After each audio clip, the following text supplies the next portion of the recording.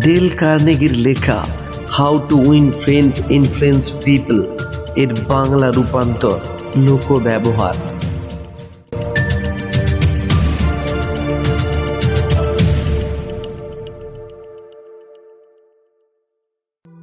নতুন কিছু করার জন্য দুনিয়ার সবার থেকে আলাদা হতে হয়। গরমকালে আমি প্রায় নদীতে মাছ ধরতে যেতাম। আমার স্ট্রবেরি ও ক্রিম খুবই পছন্দের, কিন্তু যেদিন থেকে আমি জানতে পারি যে মাছেরা পোকামাকড় খেতে ভালোবাসে, সেদিন থেকে মাছ ধরতে যাওয়ার সময় আমি নিজের পছন্দের কথা ভুলে যেতাম। আমি সেদিন থেকে হুকে ক্রিম বা স্ট্রবেরি গাঁথার বদলে পোকামাকড় গেঁথে মাছেদের মুখের সামনে হাজির করে দিতাম। আপনি কি এই খাবার খেতে পছন্দ করেন? তাহলে লোকেদের নিজেদের দিকে আকর্ষিত করার জন্য আমরা এই তথ্যেরই প্রয়োগ করি না কেন? প্রথম বিশ্বযুদ্ধের সময় গ্রেট ব্রিটেনের প্রধানমন্ত্রী লয়েড জর্জ এই কথাই তো বলেছিলেন। একবার তাকে প্রশ্ন করা হয়েছিল যে যুদ্ধের সময়তেও তিনি কিভাবে নিজেদের আসন ধরে রাখতে সক্ষম হয়েছিলেন। যুদ্ধের সময় অন্য নেতা উইলসন, আয়ারল্যান্ড তথা ক্লেমেঞ্জো প্রমুখদের কেউ মনে রাখেনি। তখন তিনি যে উত্তর দিয়েছিলেন তাতে করে এটা বোঝা যায় যে তিনি জানতেন কিভাবে মাছের পছন্দের খাবার মাছের মুখে দিলেই তবে মাছ ধরা যায়।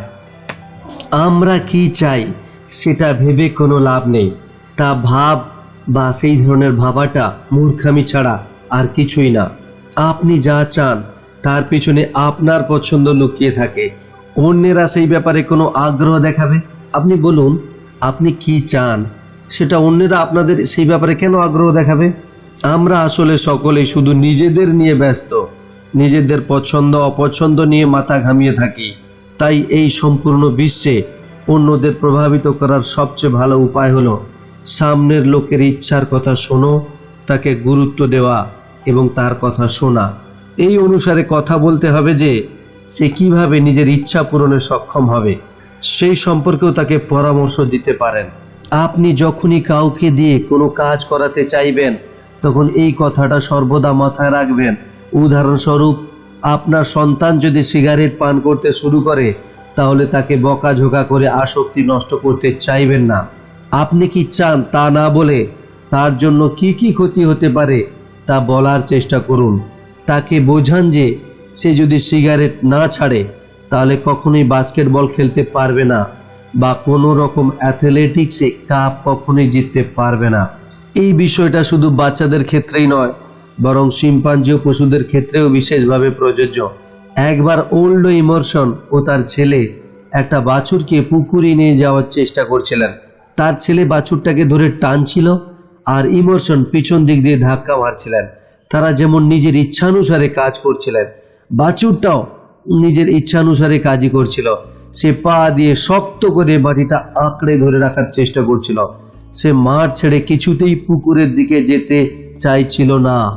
একজন আইরিশ পরিচালিকা সেই সব দেখছিল।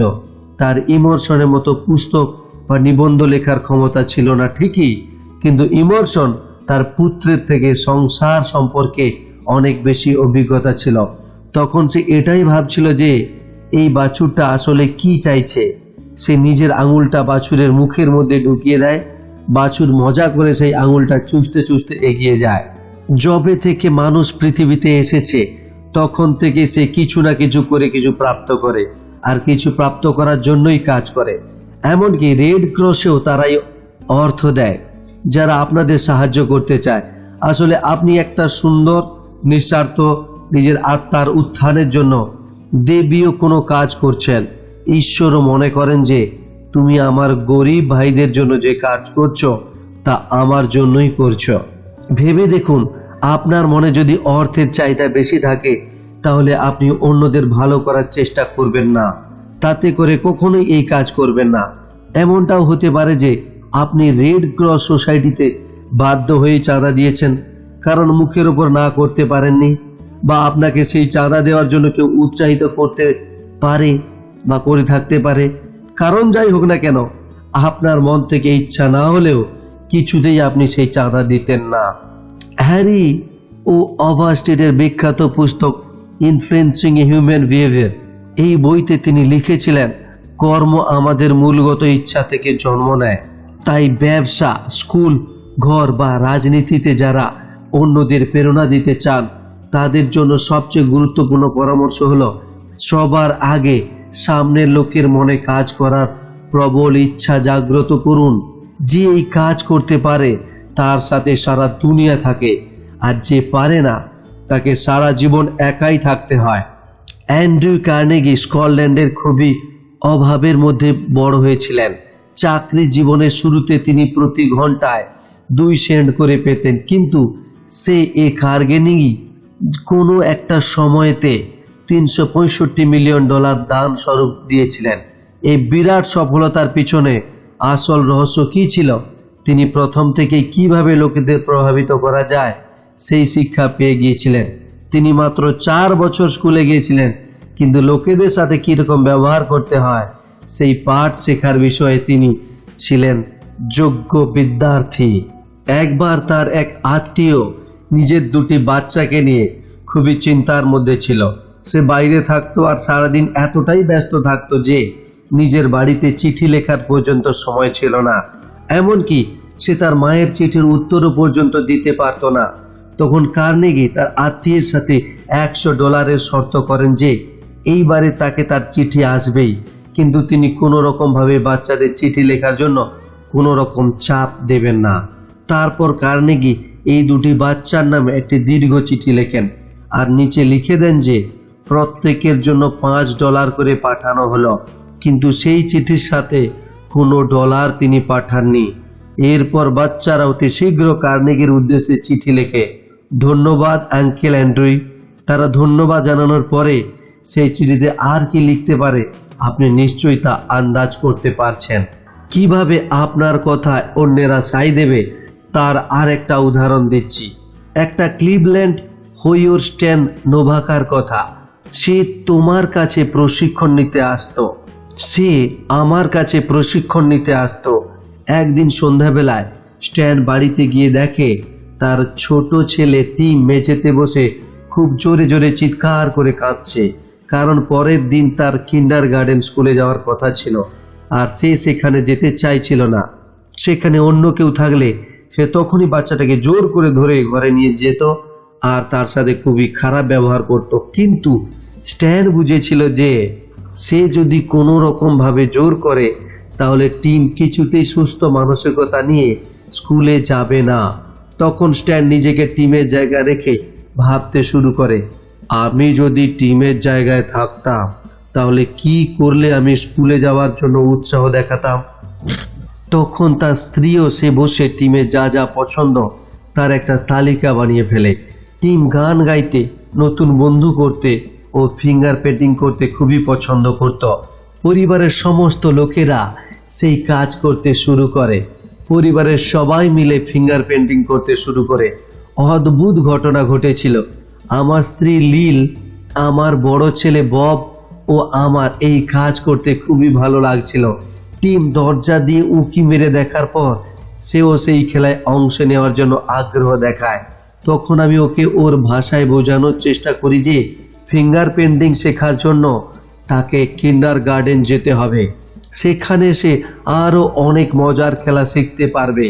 পরের দিন অনেক ভোরে ঘুম থেকে উঠে যায় সে। উঠে দেখি টিম লিভিং রুমের চেয়ারে বসে ঢুলছে। আমি যখন তাকে জিজ্ঞাসা করি যে সে এখানে বসে কি করছে, তখন সে বলে, আমি কিন্ডারগার্টেন যাওয়ার জন্য অপেক্ষা করছি, আমি সেখানে দেরিতে পৌঁছতে চাই না। একবার ভেবে দেখুন তার পরিবারের প্রবল উৎসাহের জন্য কিভাবে টিমের ভেতরে প্রকৃত ইচ্ছা জাগরণ ঘটেছিল। তা কখনোই ভয় দেখিয়ে বা ধমকে সৃষ্টি করা যায় না। পরের বার যখন আমাকেও এমন কোনো কাজ করানোর চেষ্টা করতে হবে, তখন নিজেকে জিজ্ঞাসা করুন, আমি কিভাবে এই ব্যক্তির মনে এই কাজ করানোর ইচ্ছা জাগ্রত করতে পারি। এই প্রশ্ন করলে আমাদের একদিকে যেমন অন্ধকারে হাত লাগাতে হবে না, অন্যদিকে তেমনি নিজের ইচ্ছা সম্পর্কিত অর্থহীন কথার থেকেও দূরে থাকতে পারবেন। বেশ কিছুদিন আগে আমি একবার নিউ ইয়র্কের এক হোটেলের বলরুমে 20টা রাতের জন্য ভাড়ায় নিয়েছিলাম। যাতে করে আমি সেখানে নিজের ব্যাখ্যার সভার আয়োজন করতে পারি। কিন্তু হঠাৎই আমাকে জানানো হয় যে এবার আমাকে আগের চেয়ে 3 গুণ বেশি ভাড়া দিতে হবে। এই খবর আসার আগে টিকিট ছাপানো হয়ে গিয়েছিল, এমনকি তা বিক্রি পর্যন্ত হয়ে গিয়েছিল। সেই সাথে এই সভা সম্পর্কিত সমস্ত প্রচারের কাজ শেষ হয়ে গেছিল। আমি এত ভাড়া দিতে চাইছিলাম না, এটাই পরিষ্কার কথা। কিন্তু হোটেলের লোকেদের কাছে আমার ইচ্ছার কোনো মূল্য ছিল না। হোটেলের মালিক নিজের ইচ্ছানুসারেই চলছিল। এর ঠিক 2 দিন আগে আমি হোটেলের ম্যানেজারের সাথে দেখা করে তাকে বলি যে আপনার চিঠিটা পড়ে আমি খুবই আহত হয়েছি, কিন্তু আমি জানি এতে আপনার কোনো দোষ নেই। আপনার জায়গায় আমি থাকলেও আমিও এমনি চিঠি লিখতে বাধ্য হতাম। আপনি হোটেলের ম্যানেজার, আপনি যতটা সম্ভব বেশি লাভ উপার্জনের চেষ্টা তো করবেনই। আপনি তা না করলে আপনার চাকরিও চলে যেতে পারে। এবার আসুন একটা কাগজে লিখে দেখি ভাড়া বৃদ্ধি করলে আপনাদের কি কি লাভ হবে আর কি কি ক্ষতি। আমি একটা সাদা কাগজ নিয়ে তার মাঝখানে লম্বা লাইনটা টেনে দিলাম, আর তার একদিকে কাগজের একদম উপরে লিখলাম লাভ আর অপর দিকে লিখলাম ক্ষতি। সবার আগে আমি লাভের দিকে দৃষ্টি দিলাম। বলরুম ফ্রি, এতে করে আপনি এই বলরুমটা ড্যান্স বা অন্য কোনো অনুষ্ঠানের জন্য ভাড়া দিতে পারবেন। তাতে করে আপনার লাভ হবে অনেক বেশি, কারণ কোনো ব্যাখ্যা সভার জন্য ভাড়া দিলে আপনার যতটা টাকা পাবেন তার চেয়ে ড্যান্স বা অন্য কোনো অনুষ্ঠানে ভাড়া বাবদ অনেক বেশি উপার্জন করতে পারবেন। তাতে করে অবশ্যই আপনাদের হাত থেকে একটা বড় সুযোগ হারিয়ে যাচ্ছে, সেটা মানতেই হবে। এবার ক্ষতির দিকে দৃষ্টি দিন। সবচেয়ে বড় কথা হলো আমাকে বলরুম ভাড়া দেওয়ার জন্য আপনার রোজগার কমে যাচ্ছে। বলতে গেলে কোনো রকম আমদানি হবে না, কারণ আপনারা যে টাকা ভাড়া চাইছেন ভাড়া স্বরূপ সেই টাকা আমি কোনোদিনই দিতে পারবো না। তাতে করে অনিচ্ছা সত্ত্বেও আমাকে নিজের অনুষ্ঠান বন্ধ করে দিতে হবে। কিন্তু এর চেয়ে একটা বড় ক্ষতি আপনাদের সহ্য করতে হবে। আমি যে ব্যাখ্যা সভার আয়োজন করি তাতে করে বহু শিক্ষিত ও রুচিবান লোকেরা আপনাদের হোটেলে আসে, যার ফলে আপনাদের হোটেলের একটা প্রচার হয়ে যায়। আপনারা যদি কোনো সংবাদপত্রে এই হোটেলের বিজ্ঞাপনও দেন তাহলে এত লোকের সমাবেশ ঘটতে পারবেন না যত লোক আমার সভায় আসে। তাছাড়া বিজ্ঞাপনের জন্য আপনাকে $5000 খরচ করতে হবে। তাহলে এবার ভেবে দেখুন, কোনো খরচ ছাড়াই আমার সভার দরুন আপনার হোটেলে কীরকম প্রচার হয়ে যাচ্ছে। আমার কথাগুলি স্পষ্ট করে ব্যক্ত করার সময় লাভ ক্ষতি দুটি এই কাগজের উপর লিখে দিই, আর সেই কাগজ ম্যানেজারের হাতে দিয়ে বলি আমি চাই আপনারা ঠান্ডা মাথায় লাভ ক্ষতি দুটো নিয়ে বিচার করুন, তারপর আপনাদের সিদ্ধান্তের কথা আমাকে জানান। এরপর ম্যানেজারের পাঠানো চিঠি দেখে আমি নিজেই অবাক হয়ে যাই, কারণ তাতে আমার ভাড়া 300% বদলে মাত্র 50% বৃদ্ধি করা হয়েছিল। একটা কথা মাথায় রাখবেন যে আমি কিন্তু কোনো রকম ছাড় পাওয়ার জন্য ম্যানেজারকে কিছু বলিনি। আমি নিজের আকাঙ্ক্ষিত জিনিসটাকে কিভাবে প্রাপ্ত করা যায় তার চেষ্টা করেছিলাম মাত্র। আমিও যদি একজন সাধারণ মানুষের মতো সেখানে গিয়ে চিৎকার চেঁচামেচি করতাম, জোর করে দরজা ঠেলে ভেতরে ঢুকে কিছু কথা শোনাতাম, যদি বলতাম যে এখন সমস্ত টিকিট বিক্রি হয়ে গেছে, আমি কি করব, তাহলে ম্যানেজার আরো বেশি করে নিজের কথাতেই দৃঢ় থাকতো। সে আমার কোনো কথাই শুনতে চাইতো না। এতে করে পরিবেশ উত্তপ্ত হতো, তর্ক আরো বৃদ্ধি পেত। তাতে করে ফল কি হতো? নিরর্থক, কোনো ফলই পাওয়া যেত না। আমি যতই চেষ্টা করতাম না কেন সে কিছুতেই নিজের ভুল স্বীকার করতো না এবং আমার কথা কিছুতেই মেনে নিত না। হেনরি ফোর্ড মানুষের সম্পর্কের খোলা সম্বন্ধে খুব সুন্দর ব্যাখ্যা দিয়েছিলেন। সফলতার একটাই রহস্য, আর তা হলো আমরা যেন সর্বদাই আমাদের সামনের লোকের দৃষ্টিভঙ্গি ও তার মানসিকতাকে বুঝতে সক্ষম হই। কোনো ঘটনাকেই শুধুমাত্র নিজের চোখ দিয়ে দেখার চেষ্টা করবেন না। এই কথাটা খুবই স্পষ্ট ও সরল। প্রথমবারেই আমাদের এর ভেতরে লুকিয়ে থাকা সত্যতাকে চিনে নেওয়া উচিত ছিল, কিন্তু 90%-এরও বেশি মানুষ 90%-এরও বেশি সময় ধরে এই বিষয় অদেখা করে সময় নষ্ট করে। এই বিষয়ে একটা জ্বলন্ত দৃষ্টান্ত আপনাদের চোখের সামনেই আছে। তা হলো প্রতিদিন সকালে ডাকে যে চিঠি আসে সেই চিঠিগুলির দিকে নজর দিন, তাহলে আপনি বুঝে যাবেন যে বেশিরভাগ লোকই চিঠিতে দরকারি কাজের থেকে অপ্রাসঙ্গিক কথাই বেশি লেখে। এখানে যে চিঠির উদাহরণ দিচ্ছি সেদিকে তাকিয়ে দেখুন, তা লিখেছিল এক বিজ্ঞাপন এজেন্সির প্রমুখ। সারা মহাদ্বীপ জুড়ে আর অফিস ছড়িয়েছিল। সারা দেশ জুড়ে যত স্থানীয় রেডিও স্টেশন ছিল তার ম্যানেজারদের এই চিঠি পাঠানো হয়েছিল। সেই চিঠির একটা প্যারাগ্রাফ পড়ে আমার যে প্রতিক্রিয়া হয়েছে তা নিচেই উল্লেখ দিয়েছি। Mister John Blank, Blankville, Indiana. My dear mister Blank, company রেডিওর ক্ষেত্রে অ্যাডভার্টাইজিং এজেন্সির উচ্চতম শিখরে সর্বদা নিজের স্থান বজায় রাখতে চায়। আমার প্রতিক্রিয়া হলো, তোমার কোম্পানি কি চায় তা নিয়ে অন্য কেউ মাথা ব্যথা কেন করবে? কেন করবে বলো? আমার নিজেরই তো সমস্যার শেষ নেই। আমার বাড়ির লোনকে ব্যাংক ফোরক্লোজ করছে, স্টক মার্কেট নিয়ে পড়ে যাচ্ছে, স্টক মার্কেটের চিন্তা। আজ সকালে আমি ট্রেন ধরতে পারিনি, তার জন্য আমাকে আজ বেশি পয়সা খরচ করে বাসে করে যেতে হচ্ছে। গত রাত্রে আমার প্রতিবেশী আমাকে ডান্স পার্টিতে ডাকেনি, ডাকতের আগেই আমাকে বলে দিয়েছে যে আমি উচ্চ রক্তচাপে ভুগছি, মাথাতেও ব্যথা আছে। শত চিন্তা মাথায় নিয়ে অফিসে যেতে হয়। সেখানে গিয়ে চিঠি খোলার সাথে সাথে দেখতে পাই যে নিউ ইয়র্কে বসে কোনো এক অহংকারী ব্যক্তি আমাকে আদেশ দিচ্ছে তার কোম্পানি কি চায় আর কি চায় না। তা নিয়ে কার কোম্পানি কি চায় তা নিয়ে আমার কি? বেকার কথা, সব বেকার। এই এজেন্সি রাষ্ট্রীয় অ্যাডভার্টাইজিং অ্যাকাউন্টস নেটওয়ার্কের ভিত্তিস্তম্ভ। প্রতি বছর আমরা এতটাই বিজ্ঞাপন দিতে পারি যে সমস্ত এজেন্সিকে ছাড়িয়ে চলে যাই। সেই কারণেই তো এই ব্যবসার উচ্চ শিখরে বসে আছি। আমার প্রতিক্রিয়া হলো, তুমি খুবই মহান ব্যক্তি, তোমার কাছে প্রচুর অর্থ আছে, উচ্চ শিখরে বসে আছো, এটাই কি সবচেয়ে বড় সত্য? আর যদি সত্য হয় তা দিয়ে কি ফারাক পড়ে? আমার তা দিয়ে কিচ্ছু আসে যায় না। আমি তা নিয়ে মাথা খারাপ করতে পারবো না। তুমি আমেরিকার জেনারেল মোটরস তথা জেনারেল ইলেকট্রিক বা জেনারেল স্টাফ যেই হও না কেন, আমার কি? আমার নজরে তুমি একটা মূর্খ। যদি তোমার মধ্যে সামান্য কিছু বুদ্ধি শুদ্ধি থাকতো তাহলে তুমি অবশ্যই বুঝতে পারতে যে তুমি কত মহান। সেটা জানার জন্য কোনো আগ্রহ আমার মোটেই নেই। তোমার এই মহান হওয়ার অভূতপূর্ব ঘটনা আমাকে নিজের কাছে ছোট করে দিচ্ছে। আমি নিজেকে মহান বলে ভাবতে পারছি না, বরং নিজেকে অনেক ছোট লাগছে। আমরা চাই রেডিওর দ্বারা গ্রাহকদের আরো উন্নত ধরনের সেবা প্রদান করতে। আমার প্রতিক্রিয়া হলো, আমিও এটাই চাই, আমারও এটাই চাই। বারংবার এই কথা শুনতে শুনতে কান পচে গেল। আমার এটা চাই, আমি ওটা চাই, আমাদের এটা চাই, পচে গেল কান। তুমি আমেরিকার রাষ্ট্রপতি নাকি? হ্যাঁ, কোন রাস্তার ভিখারি? তা নিয়ে আমার কোনো মাথা ব্যথা নেই। আমি তোমাকে শেষবারের মতো বলছি, আমি কি চাই শুধু সেটার দিকে আমার আগ্রহ, তা নিয়ে আমার মাথা ব্যথা। আমার তোমার এই বোকার মতো চিঠি লেখার কোনো পছন্দ নেই আমার।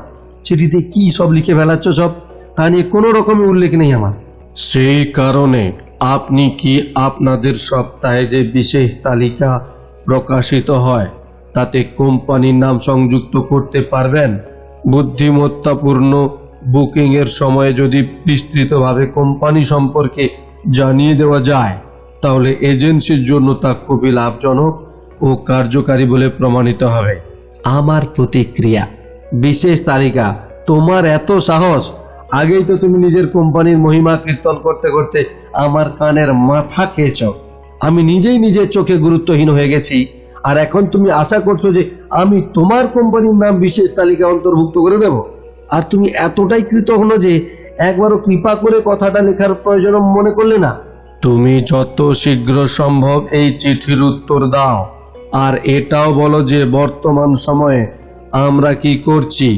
আমি আশা করছি যে আমরা যদি একে অপরকে সাহায্য করতে পারি তাহলে তা অনেক বেশি লাভজনক বলে প্রমাণিত হবে। আমার প্রতিক্রিয়া, আরে মূর্খ, কোথাকার সব মূর্খ এরা সব আসে। তুমি তো একেবারে বেকার একটা চিঠি পাঠিয়েছ।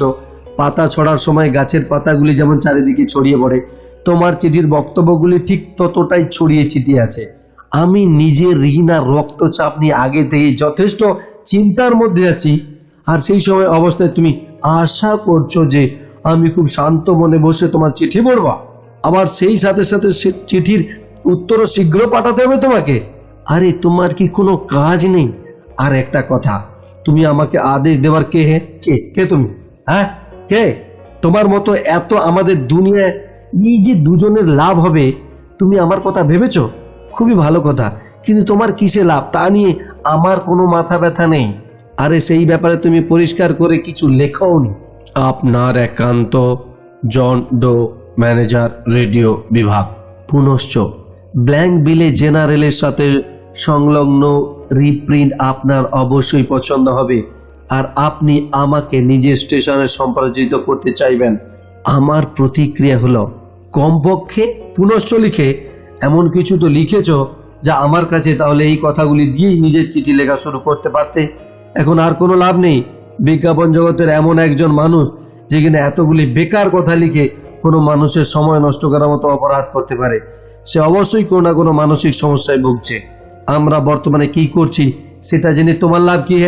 কি লাভ? তোমার তো নিজেরই থাইরয়েড গ্ল্যান্ডের জন্য একটু আয়োডিন প্রয়োজন। কোথাকার সব। এবার আপনি বলুন তো, যাদের সাথে বিজ্ঞাপন জগতের এমন একটা দীর্ঘ সম্পর্ক বিদ্যমান, যারা অন্যদের নিজেদের কথায় চালানোর করার মতো প্রভাবশালী করার অধিকারী, তারাই যদি এমন বোকার মতো চিঠি লিখতে পারে, তাহলে আপনি কোনো মাংসলওয়ালা বা বেকার অটো মেকানিকের কাছ থেকে কি আশা করতে পারেন? এখানে আর একটি চিঠির উল্লেখ করা হলো, যা ফ্রেট টার্মিনালের সুপারিনটেন্ডেন্ট আমার কোর্সের এক বিদ্যার্থী এডওয়ার্ডকে লিখেছিল। এই চিঠির প্রভাব আমার বিদ্যার্থীর উপর কি হতে পারে, আগে আপনি চিঠিটা পড়ুন, তারপর আমি বলছি। প্রিয় মহাশয়, আমাদের বেশিরভাগ গ্রাহক তাদের বেশিরভাগ জিনিসপত্র সন্ধ্যার সময়তেই পাঠিয়ে থাকে, তাই সেই সমস্ত জিনিসপত্র পাঠানোর জন্য আমাদের খুবই সমস্যার সম্মুখীনতা করতে হয়। সেই কারণে আমাদের এখানে প্রায়ই খুব ভিড় হয়ে যায়। আমাদের কর্মচারীদের ছুটির সময়তেও কাজ করতে হয়। আমাদের ট্রাক দেরিতে বেরোয়, যার ফলে অনেক সময় জিনিসপত্র পৌঁছতেও দেরি হয়ে যায়। 10ই নভেম্বর আপনার কোম্পানি 510টি জিনিস পুনরায় আমাদের পাঠিয়ে দিয়েছিল, তা আমাদের কাছে বিকেল 4:20 এসে পৌঁছেছিল।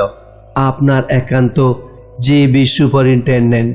এবার ভেবে দেখুন, এই চিঠিটা পড়ে ম্যানেজারের কী রকম প্রতিক্রিয়া সৃষ্টি হয়েছিল। সেই বিষয়ে তিনি আমাকে চিঠি পাঠিয়েছিলেন যে, আমার ওপর এই চিঠির প্রভাব সম্পূর্ণ প্রতিকূল। শুরুর থেকেই সে নিজের বিভিন্ন সমস্যার কথা জানিয়ে গেছে। তা আমি জেনে কি করব? আমাদের থেকে সাহায্য চাইছে, কিন্তু সেই সাহায্য করতে গিয়ে আমাদের কোনো সমস্যা হবে কিনা তা একবারও জিজ্ঞাসা করেনি। আর শেষে এই কথা জানিয়েছে যে আমরা যদি তার অনুসারে চলি তাহলে তাতে আমাদেরই লাভ হবে। আমাদের মাল সেদিন শীঘ্র রওনা দেবে। অন্যভাবে বলা যেতে পারে, যে বিষয় নিয়ে আমাদের মাথা ব্যথা, সে বিষয়ে আমাদের আগ্রহ, সে কথারই উল্লেখই সবচেয়ে পরে করেছে। তাই এই চিঠি কোনো রকম ধনাত্মক প্রভাব সৃষ্টি করতে পারেনি। এবার আসুন, এই চিঠির মূল ভাব একই রেখে কিছুটা অদল বদল করে দেওয়া যেতে পারে। সঠিকভাবে চিঠিটা এইভাবে লেখা যেতেও পারত। প্রিয় ভার্মিল সাহেব, আপনার কোম্পানি গত 14-15 বছর ধরে আমাদের সাথে খুবই ভালো ব্যবসা চালিয়ে যাচ্ছে। সেই কারণে আমি মন থেকে আপনাকে কৃতজ্ঞতা জানাচ্ছি। আপনি দীর্ঘদিন ধরে আমাদের একজন ভালো গ্রাহক। আমরা আমাদের তরফ থেকে আরো ভালো ও শীঘ্র সেবা প্রদান করতে চাই, কিন্তু দুঃখের সাথে জানাচ্ছি যে আপনাদের ট্রাক সন্ধ্যার সময় একটু দেরিতে করে আসে, মাল নিয়ে পৌঁছয়। উদাহরণস্বরূপ 10ই নভেম্বরের ঘটনাটি উল্লেখ করা যেতে পারে। সেই কারণে আমরা সর্বদা আপনাকে সঠিক সেবা প্রদান করতে ব্যর্থ হচ্ছি। আমরা সম্পূর্ণরূপে চেষ্টা করছি, কিন্তু অন্য কিছু গ্রাহকও সন্ধ্যার সময় দেরি করে মাল পাঠিয়ে থাকে, যে কারণে আমাদের এখানে ভিড়ও খুব বেশি হয়ে যায়। সেই কারণেই আপনার ট্রাককে অনেকক্ষণ ধরে এখানে অপেক্ষা করতে হয় ও তার রওনা হতেও দেরি হয়ে যায়, যার ফলে আপনার মাল পৌঁছাতে অনেক বেশি সময় লাগে। তাতে করে আপনার ও আমার উভয়েরই সময় নষ্ট হয়, তা আমাদের দুজনের জন্যই ক্ষতিকারক। তাই এর থেকে বাঁচার উপায়ের সন্ধান করাটা খুবই জরুরি। আপনি যদি নিজের মালপত্র সকালবেলা পাঠিয়ে দেন তাহলে শীঘ্র ট্রাক খালি করা সম্ভব হবে। তাতে করে সময়ের মধ্যে আপনার মালপত্র পৌঁছে যাবে, আর আমাদের কর্মচারীরাও আপনাদের তৈরি সুস্বাদু ম্যাক্রোনি বা নুডলস খাওয়ার জন্য সময়ের মধ্যে বাড়ি পৌঁছে যেতে পারবে। আমরা যদি আপনাদের আরো ভালো ও উন্নতর সেবা প্রদান করতে পারি, তাতেই আমাদের সবচেয়ে আনন্দ হবে। আমি জানি আপনি খুবই ব্যস্ত মানুষ, তাই এই পত্রের উত্তর দেওয়ার মতো কষ্ট কখনোই করবেন না। আপনার একান্ত জেবি সুপারিনটেন্ডেন্ট। নিউ ইয়র্কের এক ব্যাংক কর্মী বারবার এন্ডারসন ফিনিক্স এরিজোনাতে থাকত, কারণ তার সন্তানেরা সঠিক ছিল না। সে বেশিরভাগ সময়তে অসুস্থ থাকত। আমাদের কোর্সে শেখানো সঠিক শিক্ষার উপর ভরসা করে সে ফিনিক্সের 12-13 ব্যাংকে একটা চিঠি লিখেছিল। মাননীয় মহাশয়, আপনাদের ব্যাংক যেভাবে বিকশিত হয়ে চলেছে তাতে করে আমাদের 10 বছরের সিদ্ধান্ত খুবই কার্যকরী বলে প্রমাণিত হতে পারে। এই সময় আমি নিউ ইয়র্কের bank stars company bank manager হিসেবে কাজ করছি, কিন্তু এর আগেও আমি বেশ কিছু পদে কাজ করেছি। আমার ব্যাংকের সমস্ত ভাগ, যেমন ক্রেডিট, লোন, টেলর তথা প্রশাসনিক দিক দিয়েও যথেষ্ট জ্ঞান আছে। আমি মে মাস থেকে ফিনিক্সে বসবাস করার জন্য আসছি। আমি বিশ্বাস করি যে আমার সেবা আপনাদের ব্যাংকের জন্য লাভদায়ক বলে প্রমাণ হবে। আমি 3রা এপ্রিলের সপ্তাহে ফিনিক্সে থাকব, আর আমি চাই কিভাবে আপনাদের ব্যাংকের লক্ষ্য পূরণে ব্যাপারে আমি আপনাদের সাহায্য করতে পারি তা আপনারা একবার ভেবে দেখুন। আপনাদের অনুগত বারবারা এল অ্যান্ডারসন। এবার আপনি কি মনে হচ্ছে, মিসেস অ্যান্ডারসন তার লেখা এই চিঠির কোনো জবাব পেয়েছিল নাকি পায়নি? আমার তো মনে হয় কয়েকটা ব্যাংক ছাড়া নিশ্চয়ই সকলেই তার চিঠির জবাব দিয়েছিল, কারণ অ্যান্ডারসন কোথাও এটার উল্লেখ করেন যে তিনি কি চান, বরং তিনি উল্টে ব্যাংকের বিকাশের জন্য নিজের আরও ভালো সেবা প্রদানের কথা বলেছেন। তার সমস্ত ধ্যানটা ছিল ব্যাংকের সেবার দিকে কেন্দ্রীভূত। তিনি নিজের ইচ্ছা পূর্তি দিয়ে কোনো কথা বলেননি।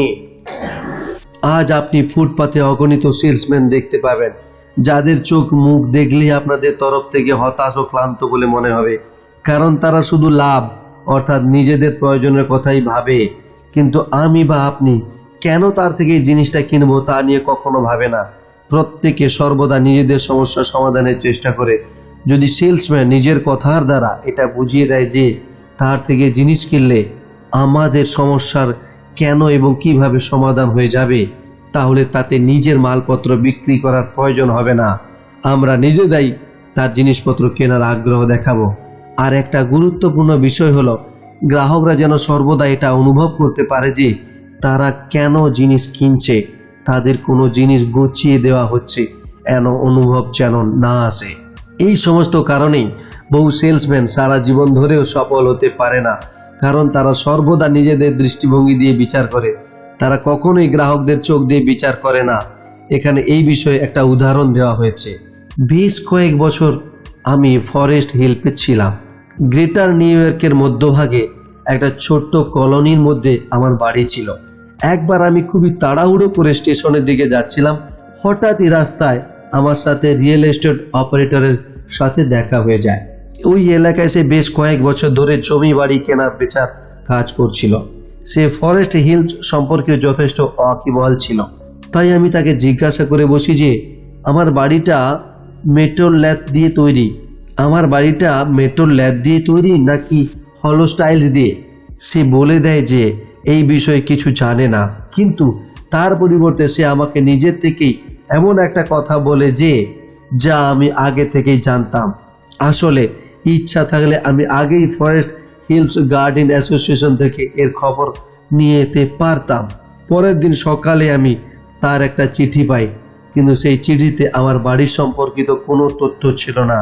অথচ সে ইচ্ছে করলে কয়েক মিনিটের মধ্যে সমস্ত তথ্য জানতে পারত, কিন্তু সেই বিষয়ে সে কোনো রকম ভ্রুক্ষেপ করেনি।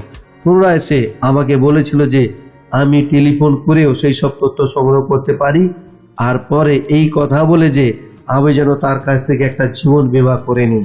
অর্থাৎ তার উদ্দেশ্য ছিল নিজের স্বার্থ সিদ্ধি করা, অথচ কাউকে সাহায্য করার বিষয়ে তার কোনো রকম আগ্রহ ছিল না। Birmingham Albert J out Lucas থেকে এই কোম্পানির 2জন সেলসম্যানের কথা আমাকে বলেছিল। তাদের পরিস্থিতি একই ছিল, কিন্তু কাজ করার পদ্ধতি ছিল ভিন্ন ভিন্ন। অনেক বছর আগে আমি একটা ছোট্ট কোম্পানির ম্যানেজমেন্ট দলের অংশ ছিলাম। আমাদের অফিসে খুব কাছেই একটা অনেক বড় বীমা কোম্পানির হেডকোয়ার্টার ছিল। প্রত্যেক এলাকার থেকে কিছু এজেন্টকে ঠিক করে দেওয়া হয়েছিল।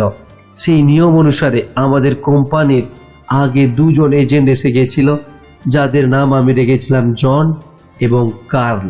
কার্ল একদিন আমাদের কোম্পানিতে এসে জানায় যে তার কোম্পানি এক্সিকিউটিভের জন্য একটা নতুন বীমা পলিসি আরম্ভ করেছে।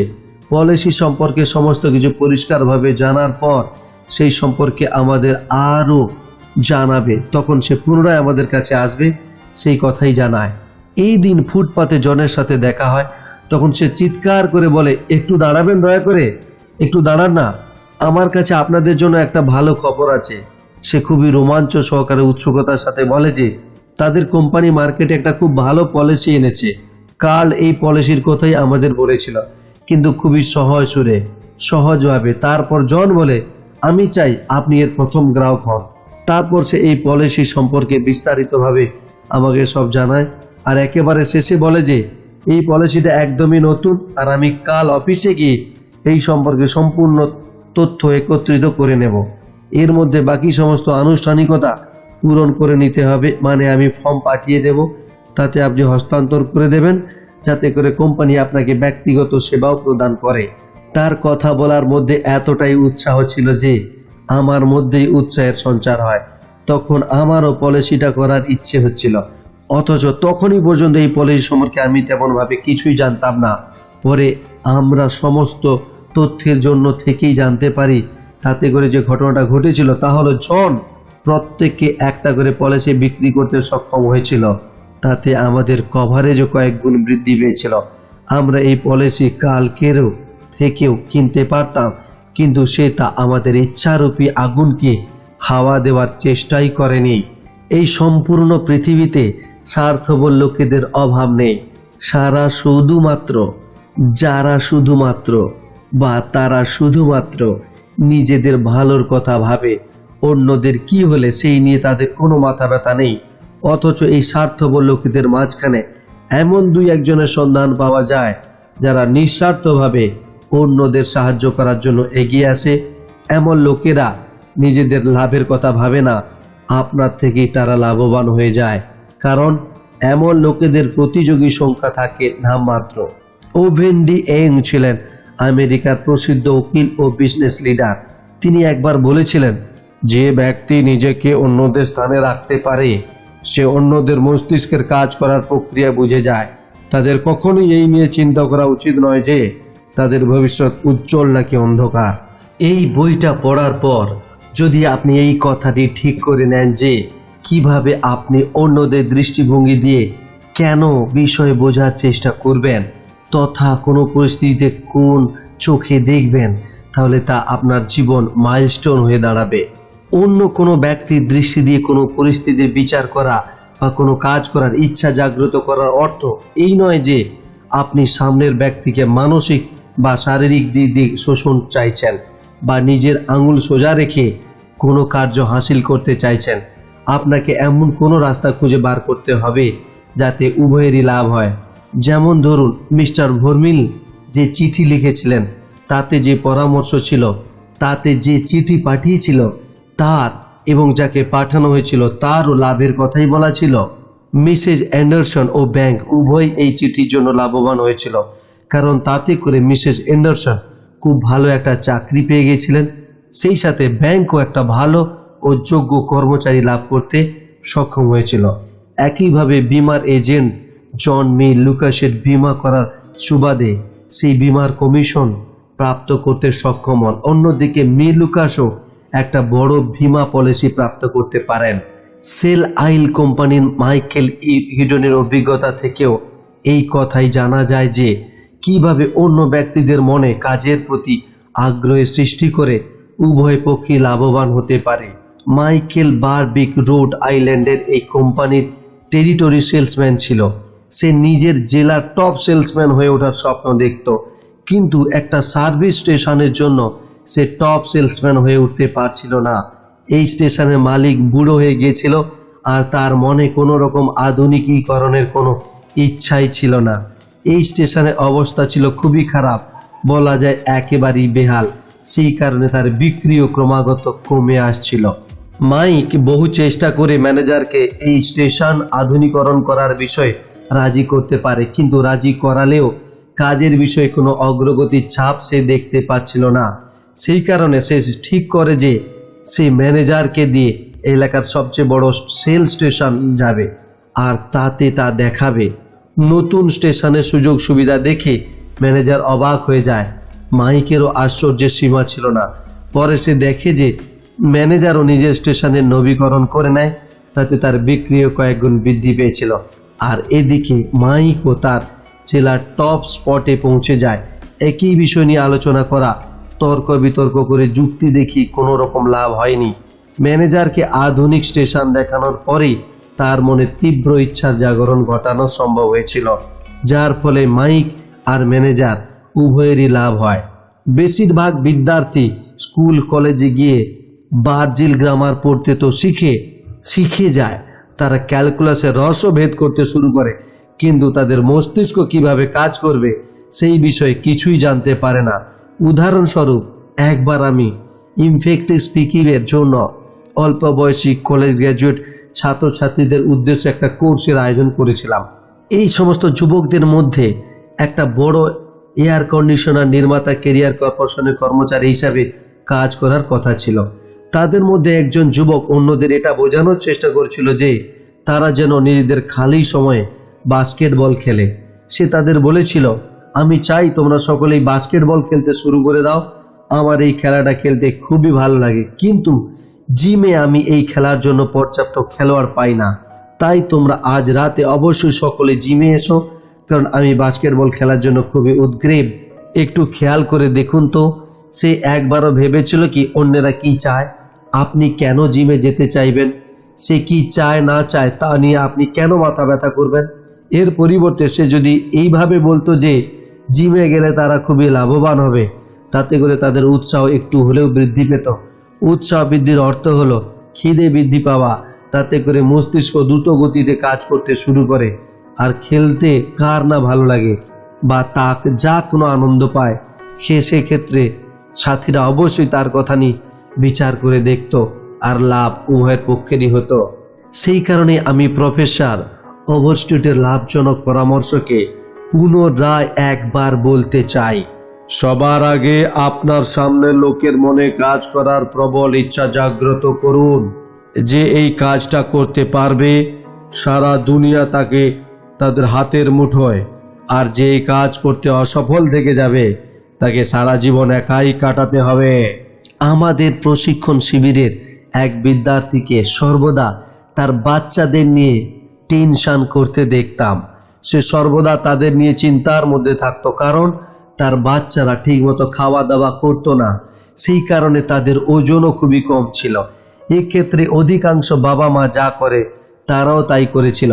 তারা তাদের উপর বিরক্ত হয়ে চিৎকার করত, তাদের ভয় দেখানোর চেষ্টা করত। কেউ বলতো, তাড়াতাড়ি করে খেলে নাও, না খেলে তোমাকে ধরে মারব।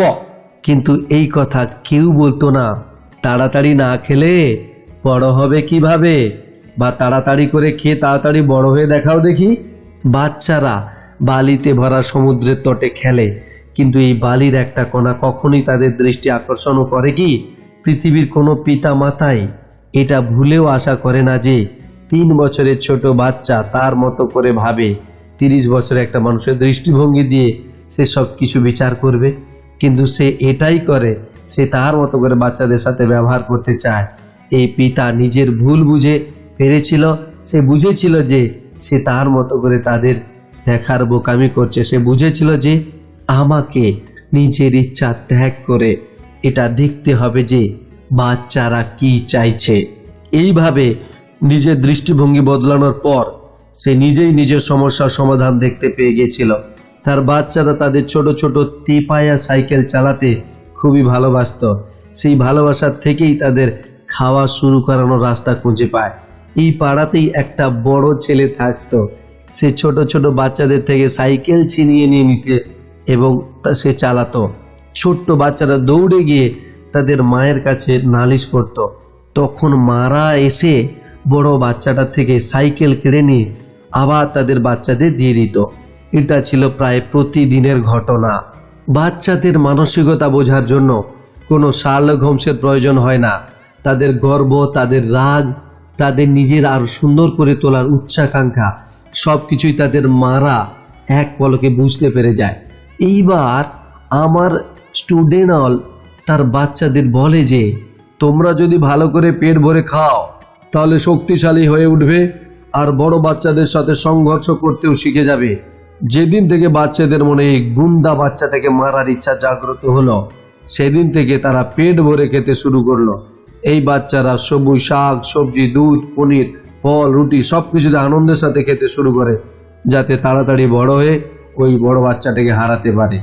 এই সমস্যার সমাধান হয়ে যাওয়ার পর বাবা মা তাদের এই একটা বাচ্চার মধ্যে আর একটা সমস্যার সন্ধান পায়। এই ছেলেটা রাত্রিবেলা বিছানা ভিজিয়ে ফেলতো। সেই ছেলেটা রাতে তার ঠাকুমার কাছে শুতো। সকালে উঠে ঠাকুমা প্রায় বলতো, দেখো জনি, কাল রাতে তুমি আবার বিছানায় শুশু করেছ। তখন জনি বলতো, না না ঠাকুমা, আমি বিছানায় শুশু করিনি, আপনি করেছেন। চিৎকার চেঁচামেচি করে ভয় দেখি বকে মেরে তার ভেতরে লজ্জার বোধ জাগিয়ে তোলার চেষ্টা করে। বাবা মা এই কাজ পছন্দ করে না। বারংবার একই কথা বলে যখন কোনো রকম ফল হয় না, তখন বাবা মা নিজেকে প্রশ্ন করে যে বাচ্চার মনে কোনো ইচ্ছার জাগরণ ঘটালে সে আর বিছানা ভেজাবে না। তখন তারা বিষয়টা নিয়ে গভীরভাবে ভাবার চেষ্টা করে আসলে বাচ্চা কি চায়।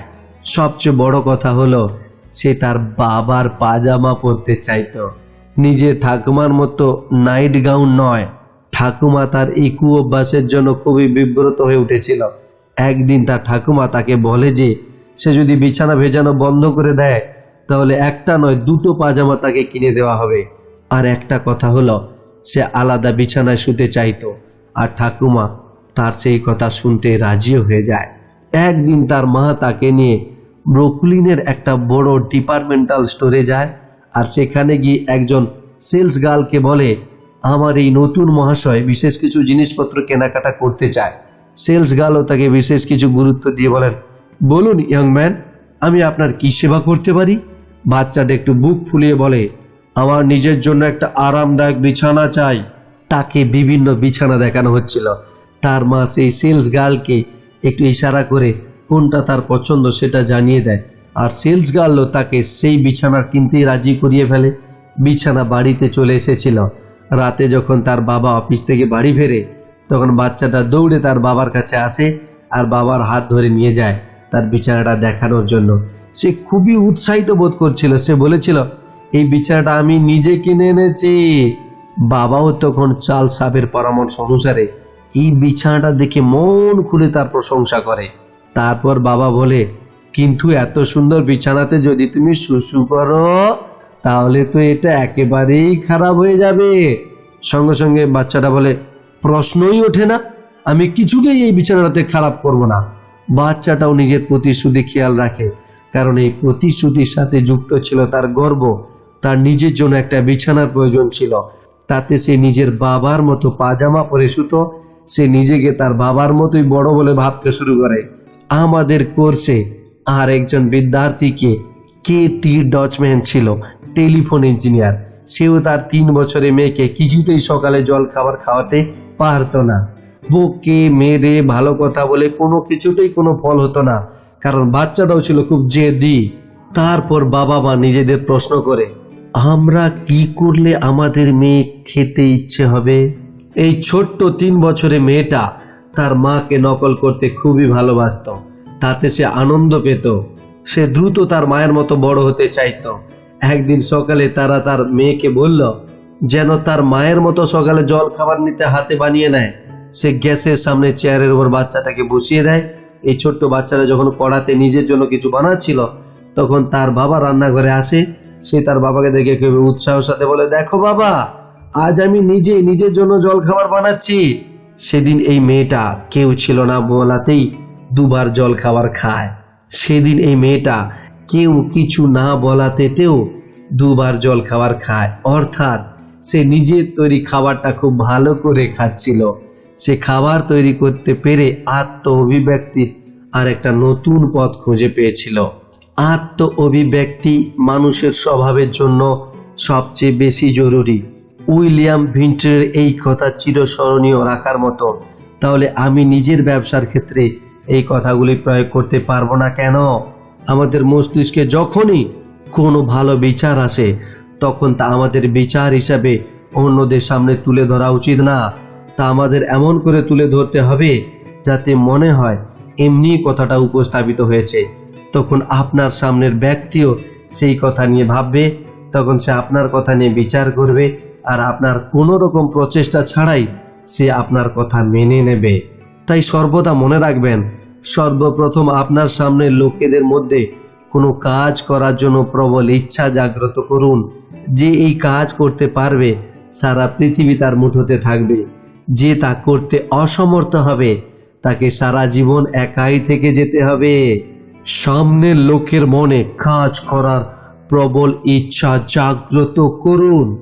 এতক্ষণ ধরে অডিও বুকটি শোনার জন্য আপনাকে অসংখ্য ধন্যবাদ। আপনি প্রমাণ করলেন যে আপনি অহংকারী নয়, আপনি শিখতে চান কথা বলা, মানুষের সাথে কথা বলা শিখতে চান, মানুষের সাথে ভালো ব্যবহার করা শিখতে চান। আপনি কখনোই ভাবেন না আমি যা বলি ঠিক বলি, আমি যা ব্যবহার করি মানুষের সাথে সব ঠিক করি, অন্যেরাই আমার সাথে কেবল খারাপ ব্যবহার করে। আপনি এই ধরনের ভুল বোঝা ব্যক্তি নয়। তাই আপনাকে আমার তরফ থেকে, আমাদের তরফ থেকে অসংখ্য ধন্যবাদ। পরবর্তী অধ্যায় শোনার জন্য আপনাকে আমন্ত্রণ থাকলো।